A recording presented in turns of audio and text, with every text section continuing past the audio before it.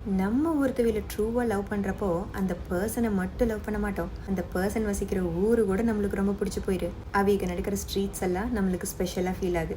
அவங்களுக்கு பிடிச்ச பாட்டு அந்த பிளேலிஸ்ட் எல்லாம் நம்மளோட ரீசெண்ட் ஃபேவரட்டாக இருக்குது.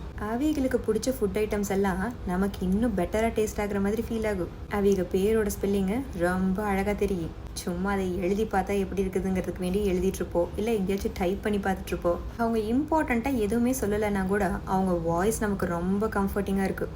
அவங்க சிரிப்பு தான் நம்மளுக்கு சேஃபஸ்ட் பிளேஸாக ஃபீல் ஆகுது. அவங்களோட சின்ன சின்ன ஹேபிட்ஸு, அவங்களோட மூட்ஸு, அவங்களோட சைலன்ஸு, அவங்களோட கேஓஸ்னு எவ்ரிதிங் பிகின்ஸ் டு மேட்டர். ஏன்னா நம்ம அவைகளை டீப்பாக லவ் பண்ணும்போது it is not restricted to that one person. அதுவே நம்மளுக்கு என்டையர் வேர்ல்டாக ஆயிடு. இதில் பெயின்ஃபுல்லான ட்ரூத் என்னென்னா, அந்த பர்சன் நம்மளை விட்டு போகும்போது அவைக்கு தனியாக எல்லாம் போயிட மாட்டாங்க.